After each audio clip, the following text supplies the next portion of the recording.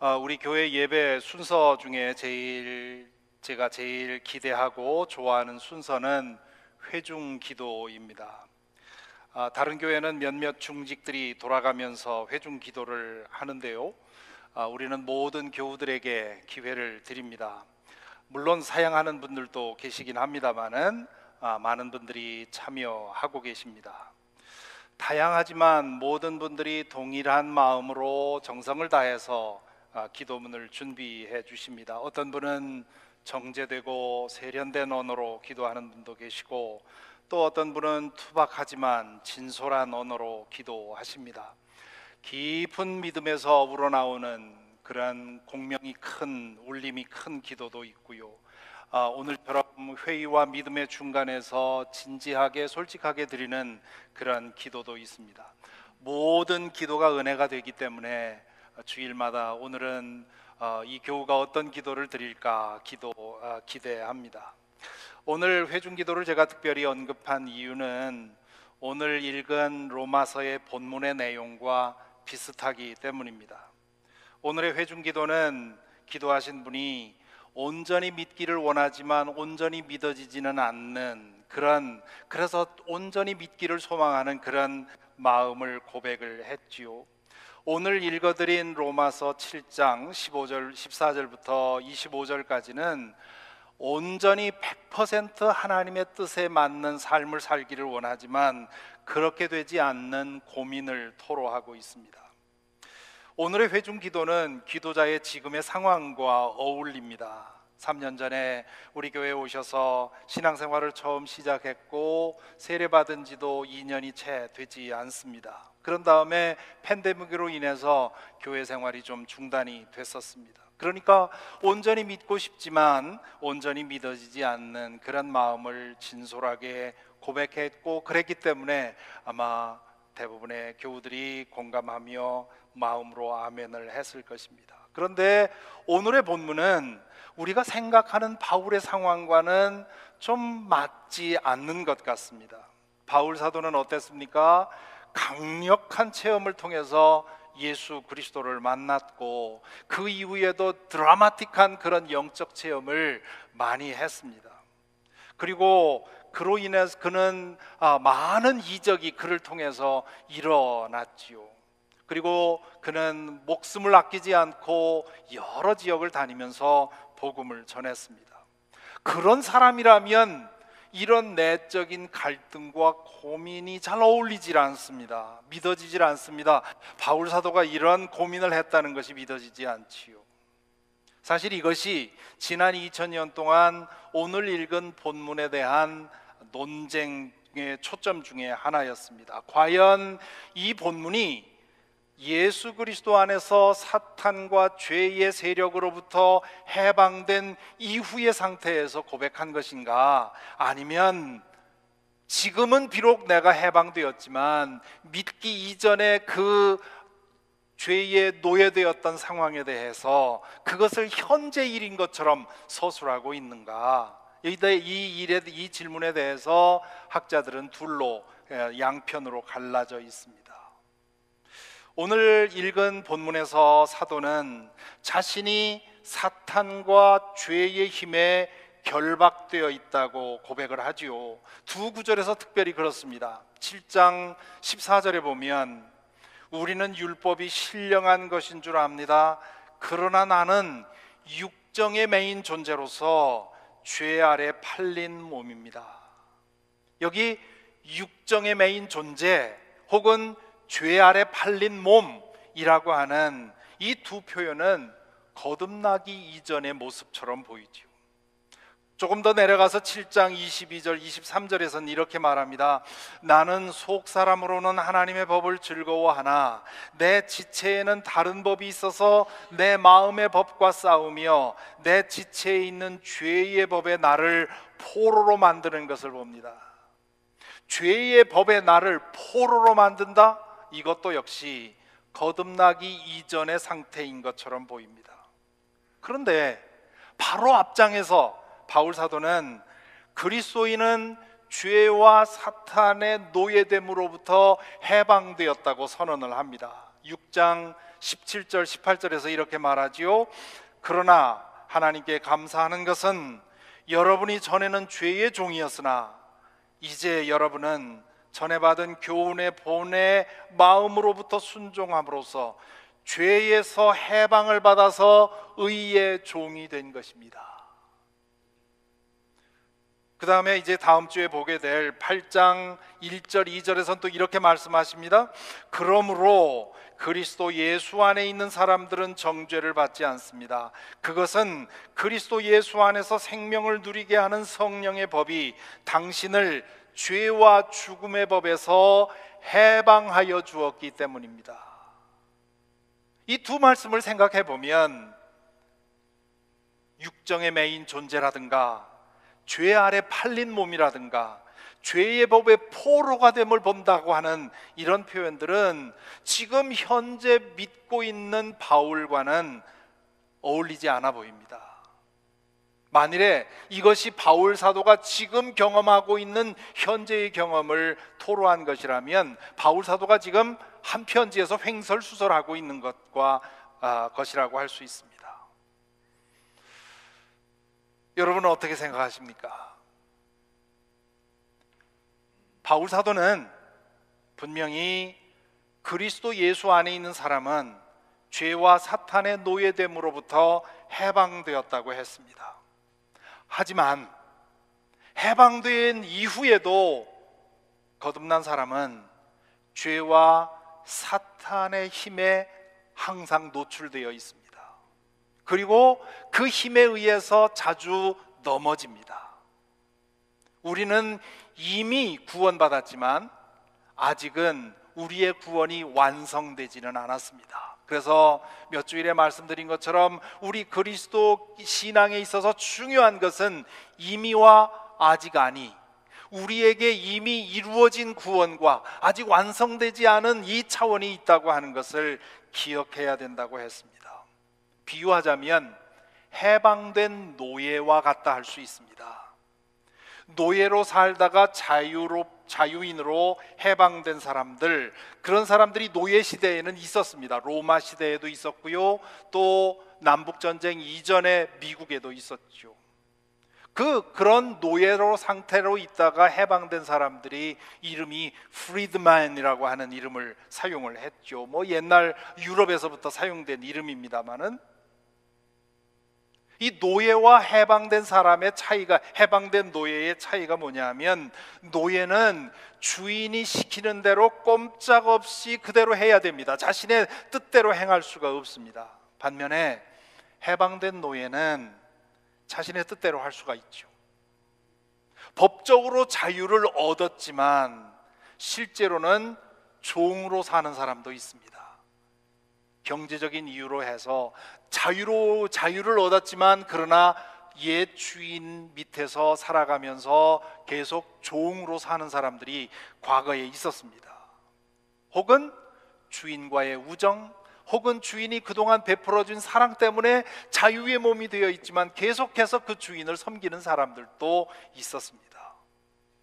모든 그리스도인들, 저와 여러분은 모두 last name이 freedman 혹은 freedwoman이라고 부를 수 있습니다. 거듭나기 이전에, 예수 그리스도를 믿기 이전에 우리는 죄와 사탄의 노예 상태로 살았습니다. 죄가 죄인지도 모르고 죄를 행하고 산 사람들도 있었고요, 죄의 유혹에 번번이 넘어졌습니다. 그리고 나중에는 죄를 즐기게 되었습니다. 그러나 예수 그리스도를 주님으로 영접하고 이 죄와 사탄의 노예됨으로부터 벗어난 이후에 우리는 예수 그리스도의 종, 그리고 의의 종으로 살게 되었습니다. 하지만 이렇게 신분이 바뀐 우리는 여전히 죄의 힘에 노출되어 있습니다. 죄가 무엇인지 알고 그리고 죄로 우리를 이끄는 힘에 대항해서 싸워야 합니다. 우리가 영적으로 성장할수록 우리는 죄와의 싸움에서 이기는 횟수가 늘어납니다. 하지만 이 여정에서 자의로 혹은 타의로 다시 노예로 돌아가는 사람들이 있습니다. 유혹과 싸워 이기려 하지만 넘어지는 경우도 있고요.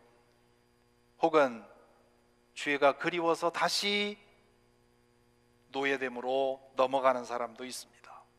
그렇기 때문에 바울 사도는 믿는 이들에게 이미 해방되었으니 다시는 종의 멍에를 매지 말라고 권면합니다. 로마서 6장 12절에서 이렇게 말하지요. 그러므로 여러분은 죄가 여러분의 죽을 몸을 지배하지 못하게 해서 여러분이 몸의 정욕에 굴복하는 일이 없도록 하십시오. 그러므로 여러분은 여러분의 지체를 죄에 내맡겨서 불의의 연장이 되게 하지 마십시오. 또 6장 16절에서는 이렇게 말합니다. 여러분이 아무에게나 자기를 종으로 내맡겨서 복종하게 되면 여러분은 여러분이 복종하는 그 사람의 종이 되는 것임을 알지 못합니까? 여러분은 죄의 종이 되어 죽음에 이르거나 아니면 순종의 종이 되어 의에 이르거나 하는 것입니다. 여기서 바울 사도는 두 가지를 주목하라고 말합니다. 첫째는 우리 안에 지난주에 말한 대로 선악과의 한 조각이 아직도 그 효력을 발휘하고 있다는 겁니다. 바울 사도는 그것을 견고한 진, 견고한 요새라고 했습니다. 예수 그리스도 안에서 우리 안에 있던 그 많은 죄의 성들이 다 무너졌는데 여전히 남아있는 요새가 있다는 겁니다. 그것을 영어 표현으로는 remaining sins 그렇게 말합니다. 우리가 죄로부터 벗어나긴 했지만 여전히 믿는 사람들 안에 남아있는 죄성이 있다는 것이지요. 이것은 우리가 육신을 가지고 사는 한 완전히 벗어날 수가 없습니다. 우리 모두의 몸속에 암세포가 있다는 거 아십니까? 암 환자들만 암세포가 있는 것이 아니라 건강하다고 의사로부터 당신은 아무런 암의 문제가 없다고 선언받은 모든 사람에게도 암세포가 있다는 겁니다. 우리의 면역력이 증가하면 암세포가 자라다가 다시 줄어들고 자라다가 줄어들고 그런 상태로 계속되는 사람은 평생 암에 걸리지 않지요. 그러나 우리의 면역력이 약해져서 암세포가 점점 늘어나서 어느 정도 사이즈 이상이 되면 그게 드러나게 되고 그것이 때로는 우리의 생명을 압도하게 됩니다. 믿는 이에게 있어서 죄성이 그렇다 할 수 있습니다. 우리가 성령의 충만함 속에 있으면 우리 안에 남아있는 죄성이 우리를 넘어뜨리지 못합니다. 하지만 우리의 신앙이 약해지고 영성이 고갈되면 그 면역력이 약해졌을 틈을 타서 그 암세포가 늘어나는 것처럼 우리 안에 있는 죄성이 고개를 들고 우리를 넘어뜨리려고 합니다. 그러므로 우리 안에 아직도 죄성이 남아있다는 거 기억하라고 하는 것이죠. 두 번째는 악한 영 사탄이 우리를 다시 노예로 잡기 위해서 베드로 사도가 말한 것처럼 우는 사자처럼 잡아먹을 자를 참는다고 했습니다. 우리가 성령의 능력 안에 있는 한 악한 영은 우리를 노예로 잡을 수가 없습니다. 유일한 방법은 우리를 유혹해서 우리가 그리스도 밖으로 나가서 사탄의 노예로 다시 나를 다스려 주십시오 하고 노예로 돌아가는 방법밖에 없습니다. 그렇기 때문에 악한 영은 끊임없이 우리의 마음을 교란시켜서 우리에게 남아있는 죄를 고리로 해서 우리를 잡아 끌려고 하는 것이죠. 따라서 바울 사도는 거듭난 이후에도 그 많은 영적 체험과 그 많은 이적을 행하고 있는 중에도 때로 나는 육정의 매인 존재다, 나는 죄 아래 팔린 몸이다, 죄의 법에 내가 포로로 잡혀 있다고 하는 생각을 할 만큼 그렇게 무력해지는 순간도 있었다는 겁니다. 바울 사도가 이런 고백을 한 것은 전혀 이상한 일이 아닙니다. 아니, 자신을 바로 본 것이지요. 그리고 자신을 사도로 한 천사처럼 떠받드는 로마 교인들에게 이 사실을 있는 그대로 인정했다고 하는 것은 놀라운 일입니다. 바울의 위대함이 바로 여기에 있다고 할 수 있지요. 사실 죄성에 대한 감각은 영적인 수준이 깊어질수록 더 예민해지게 되어 있습니다. 전에는 죄라고 생각 안 했던 것들이 죄라는 사실을 알기 때문이고요, 전에는 무심코 하던 일이 하나님의 뜻에 맞지 않는다는 사실을 알기 때문이고, 그래서 영성이 깊으면 깊을수록 작은 죄에도 괴로워하고 힘들어하는 것이지요. 이렇게 본다면 오늘 이 본문은 바울 사도가 예수 그리스도를 만나고 거듭난 이후에 때때로 경험했던 내면의 갈등과 절망감을 토로한 것이라고 보아야 합니다. 이렇게 믿는 또 다른 이유가 있는데요, 그것은 그리스도인이 되고 나서 저도 계속해서 이런 순간을 겪고 있고요, 저만이 아니라 여러분도 그것을 겪고 왔고요, 그리고 영적으로는 우리랑 비교도 할 수 없는 그런 대단한 분들도 이런 순간을 고백했다는 사실 때문입니다. 바울 사도는 성령 충만했고 주님을 위해 전적으로 헌신되어 살았지만 그도 역시 실수할 때가 있었고 하지 말아야 할 행동을 할 때도 있었습니다. 바울 사도의 이 영적인 그 아킬레스건, 바울 사도의 이 견고한 진은 뭐였느냐 하면 여러 가지 있었겠지만 우리 성경의 기록을 보면 그의 완벽주의가 바울에게 있어서는 계속해서 그로 하여금 넘어지게 했던 remaining sin 중에 하나였습니다. 예수님 안에서 이 완전 완벽주의를 완전히 버렸음에도 불구하고 그 성향은 여전히 남아 있었던 것이지요. 사도행전 15장 36절부터 41절에 보면 바울이 바나바와 크게 싸우고 결별했다는 얘기가 나옵니다. 그 이유가 선교 여행 중에 함께 동행했던 요한 마가가 중도에 포기하고 돌아갔습니다. 다시 안디옥으로 와서 수습한 후에 다시 이제 2차 전도 여행을 떠나려고 하는데 바나바가 요한을 데려가려고 하는 겁니다. 그러자 바울이 반대합니다. 바나바는 좀 너그러운 사람이었고요, 또 바울과 이 바나바와 이 마가 요한은 그 친척지간이었습니다. 아마 그래서 세컨 찬스를 주려고 했던 것 같아요. 그런데 바울은 반대한 겁니다. 왜 반대했겠습니까? 그의 완벽주의가 아직 남아 있었던 것이지요. 그 결과 이 문제를 놓고 이 두 사람이 아주 심하게 다퉜다고 되어 있습니다. 39절에 보면 그래서 그들은 심하게 다툰 끝에 서로 갈라지고 말았다. 그래서 이제 결국 바나바는 마가를 데리고 갔고 바울은 실라를 데리고 갔지요. 그런데 누가 옳았습니까? 나중에 마가가 얼마나 변해서 결국 복음서도 쓰게 됐고 나중에는 바울의 아주 가까운 그런 그 동반자가 되었던 것을 보면 세컨 찬스를 주는 게 맞았었습니다. 그런데 바울은 그렇게 생각하지 않았던 것이지요.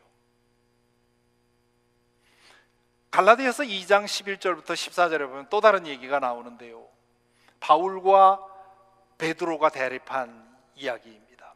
안디옥에서 베드로가 이방인들과 함께 식사를 나눴습니다. 유대인들에게 있어서 이방인들과 함께 식탁에 앉는 것은 자기를 부정하게 만드는 일이었습니다. 베드로는 복음은 모든 사람들을, 모든 민족에게 열려야 된다고 생각하고 복음을 전하다가 안디옥에 와서 이방인들과 함께 식사를 했었는데 그때 예루살렘으로부터 강경파 유대인들이 들이닥치게 됩니다. 같이 밥을 먹다가 유대에서 강경파 유대인들이 왔다는 소식을 듣고는 베드로가 벌쩍 일어나서 자취를 감춘 겁니다. 베드로의 remaining sin, 베드로의 아킬레스건은 비겁함이었지요. 가야바의 법정에서 그 대제사장의 몸종의 질문 앞에서도 흔들렸던 베드로, 그가 이번에도 또 비슷한 일을 행한 겁니다. 그러자 갈라디아서 2장 11절에 이렇게 되어 있습니다. 그런데 게바가, 이 게바는 베드로를 말합니다. 게바가 안디옥에 왔을 때에 잘못한 일이 있어서 나는 얼굴을 마주보고 그를 나무랐습니다. 심하게 싸웠다는 얘기죠. 성경에 기록되어 있지 않지만 그 외에도 바울은 실수도 실언도 오판도 잘못도 했을 것입니다. 그는 자신의 죄에서 자유롭지 않다는 것을 때때로 경험을 했습니다. 바울이 이랬다면 그렇지 않은 사람이 누가 있겠습니까? 믿음 안에서 거듭난다는 것, 성령의 충만함을 입었다는 것, 거룩함에 있어서 자라고 있다는 것은 모든 면에서 완전해진다는 뜻이 아닙니다. 우리가 모든 면에서 완전해지는 것은 예수 그리스도께서 다시 오실 때 새하늘과 새 땅에서 이루어지는 일입니다. 그때까지 우리는 불완전한 존재로서 완전을 향해 나가는 사람들입니다. 판단하는 데 있어서도, 말하는 데 있어서도, 행동하는 데 있어서도 우리는 부족할 수밖에 없습니다. 오늘 본문은 그렇기 때문에 우리의 믿음의 길에서 조심해야 할 두 가지 극단을 우리에게 제시합니다. 하나의 극단은 거듭나고 성장하면 완전한 사람이 될 수 있다고 하는 극단입니다. 그것을 영적인 완벽주의라, spiritual perfectionism이라 그렇게 부를 수 있습니다. 이 영적으로 완벽해질 수 있다고 하는 생각이 자신에게 적용되면 어떻게 됩니까? 내가 어느 정도 신앙적인 노력을 해서 어느 정도 된 것 같다 싶으면 율법주의자가 됩니다. 자기의 self-righteous에 빠지게 되죠. 반면에 노력해도 안 되면 어떻게 됩니까? 패배감과 절망감에 빠집니다. 영적 절망감으로 깊은 우울증에 빠집니다.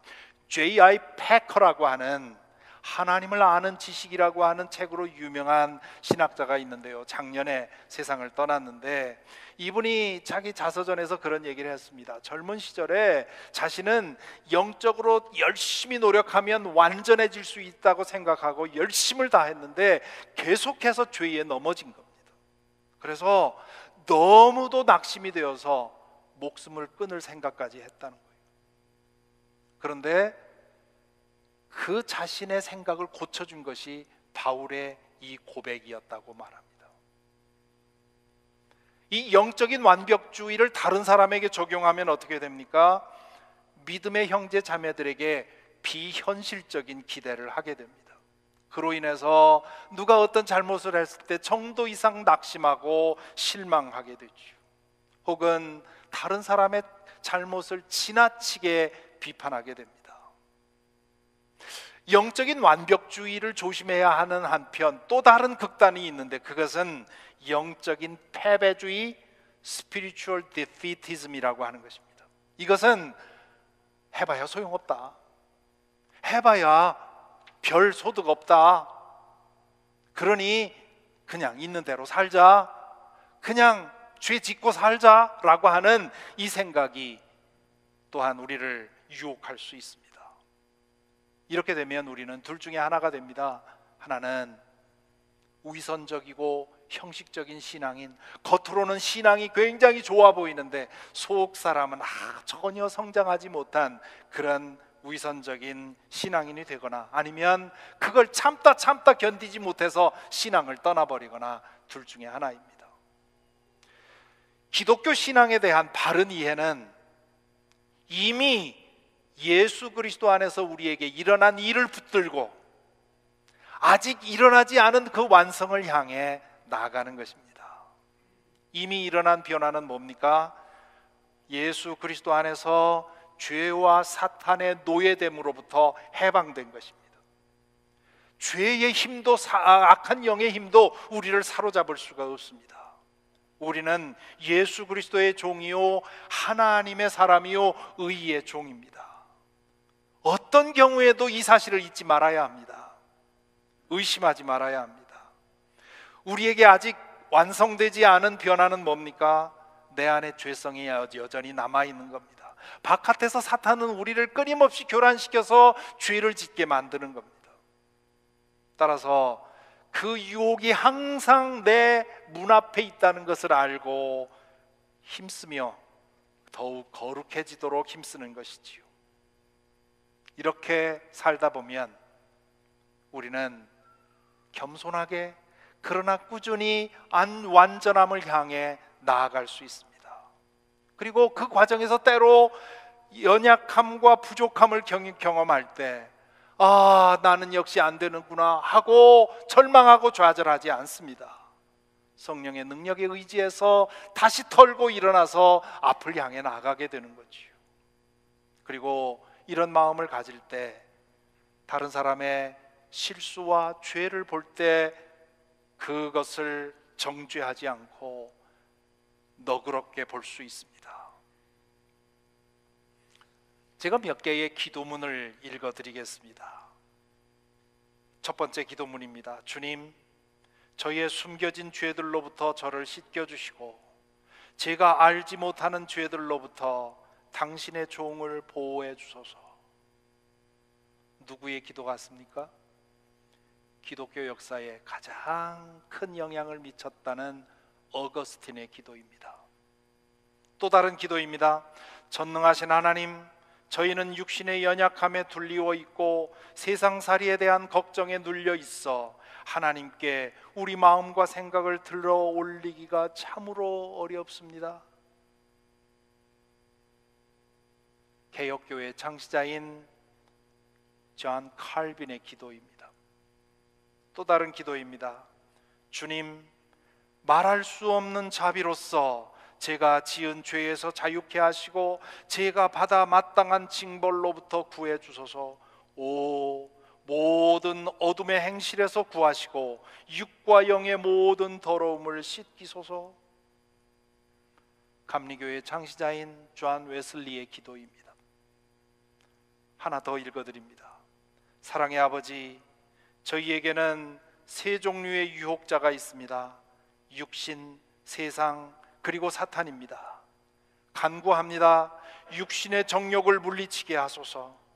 그리스도의 도움으로 육신의 모든 지향과 욕구들을 그 모든 열망과 유혹과 함께 십자가에 못 박아 죽이게 하셔서 유혹에 굴복하거나 넘어가지 않게 하소서. 종교개혁자 마틴 루터의 기도입니다. 이분들은 우리랑 비교할 수 없는 높은 경지에 있었습니다. 하지만 이들은 육신의 정욕, 세상의 유혹, 그리고 사탄의 공격을 경험했습니다. 그리고 때때로 넘어졌습니다. 하지만 그것을 당연하게 여기지 않고 다시 일어나 완전을 향해 나갔습니다. 자신이 완전하지 않다는 사실, 때로 넘어질 수 있다는 사실을 항상 기억하고 심하게 넘어지지 않기 위해 노력했습니다. 그것을 인식하고 살았기에 크게 넘어지지 않았지요.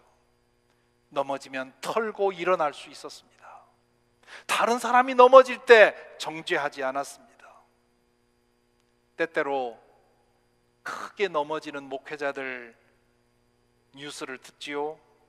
은밀하게 성적인 죄를 범하다가 드러나는 경우, 재정 비리, 세습, 갑질 등의 비리가 드러나는 경우도 있고요.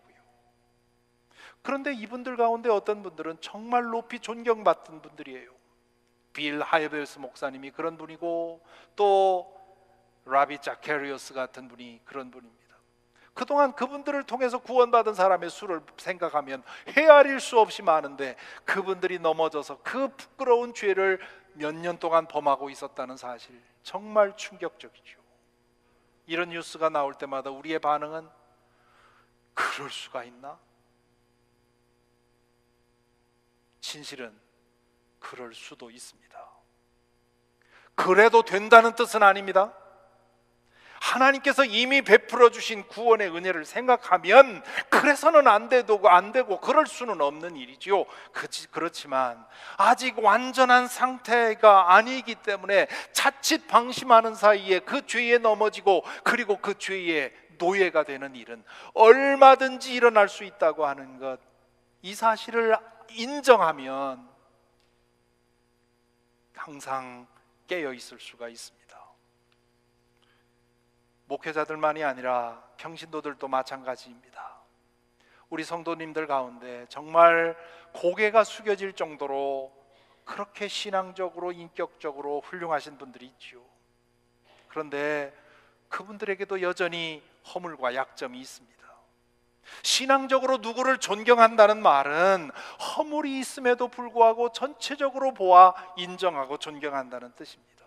어느 모로 보든지 부족함이 없는 사람은 없습니다. 어느 은퇴 목사님의 말씀이 생각이 납니다. 은퇴 전에 교회를 흔들림 없는 든든한 반석 같은 교회로 만들기 위해서 마지막 몇 년 동안 열심히 제자 훈련에 매진했습니다.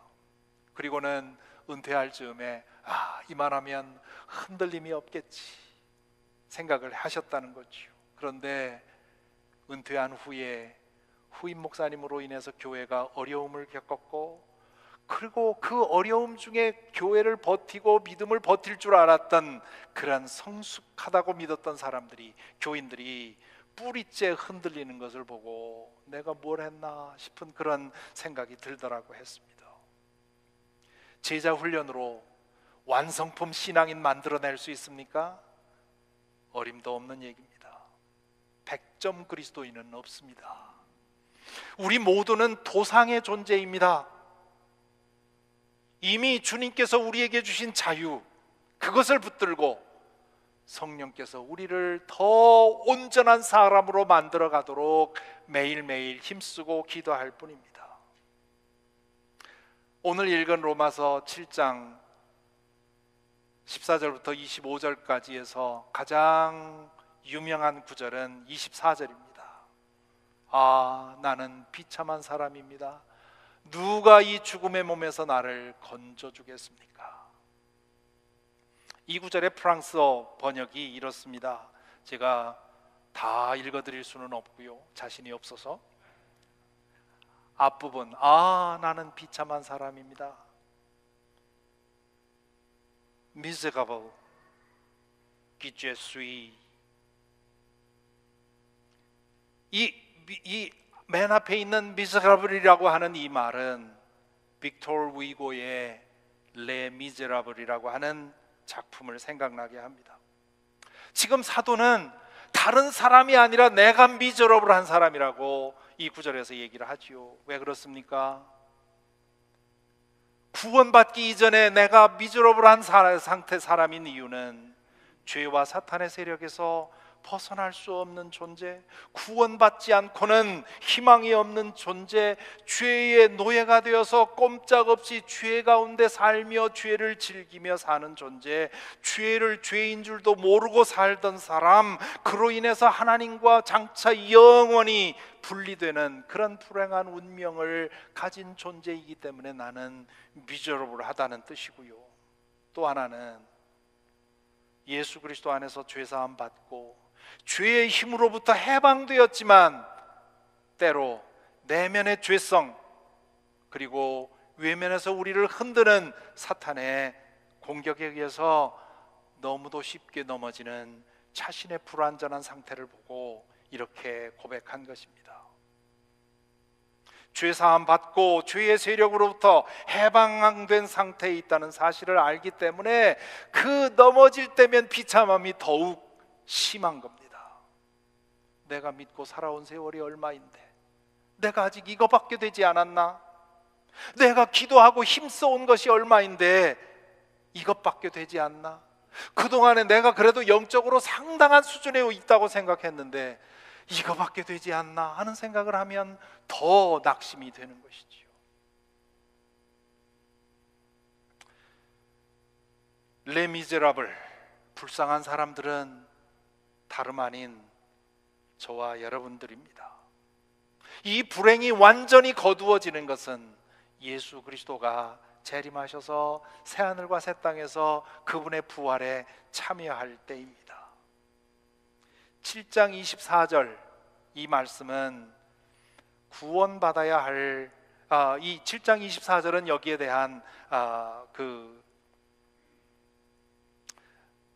이 번역이 좀 문제가 있는데, 우리말 번역에 문제가 있는데요. 나는 비참한 사람입니다. 누가 이 죽음의 몸에서 나를 건져주겠습니까? 했을 때 이 건져주겠습니까? 라는 말이 미래형으로 되어 있습니다. 그렇기 때문에 제대로 번역한다면 여기에 장차라는 말을 넣어서 번역해야 됩니다. 누가 이 죽음의 몸에서 장차 나를 구원해 주겠습니까? 예수 그리스도께서 우리를 구원해 주십니다. 그렇기 때문에 25절에 보면 우리 주 예수 그리스도를 통하여 하나님께 감사를 드립니다, 그렇게 고백하고 있습니다. 자, 오늘 말씀을 마무리합니다. 이 말씀에 비추어 잠시 우리 자신을 돌아보십시다. 혹시 영적인 완벽주의 혹은 영적인 패배주의 중에 어디에 속해 있는 것은 아닌지요? 과연 우리는 구원받은 사람으로서 이미 믿음을 통해 성령께서 내 안에 이루어 주신 그 변화를 보고 진정으로 성령께서 내 안에 계시고 나를 변화시켜 주셨다는 사실을 믿고 감사하면서 지금까지 이루어진 변화가 누룩처럼 번져서 내 삶 전체를, 더 많은 것들을 변화시켜 주시기를 기도하며 구하며 살아가고 있습니까? 그러면서 동시에 나는 아직 완전한 존재가 아니라는 사실, 완전한 존재가 될 수 없다는 사실, 그렇기 때문에 연약함으로 인해서 넘어질 때마다 그 허물을 겸허히 인정하고 회개하고 주님을 향하고 있습니까? 혹은 그것을 핑계 삼아서 영적으로 나태해지는 것은 아닙니까? 성령께서 매일 나를 인도하셔서 나를 이끌어 주시기를 매일 힘쓰고 있습니까? 이 질문에 대해 정직하게 답하고 자신에게는 겸손하게 영적 성장을 위해 힘쓰고 다른 사람에게는 너그럽게 대해서 영적으로 성장하도록 서로 돕는 우리가 되기를, 그리고 우리 교회가 그런 교회가 되기를 간절히 기원합니다.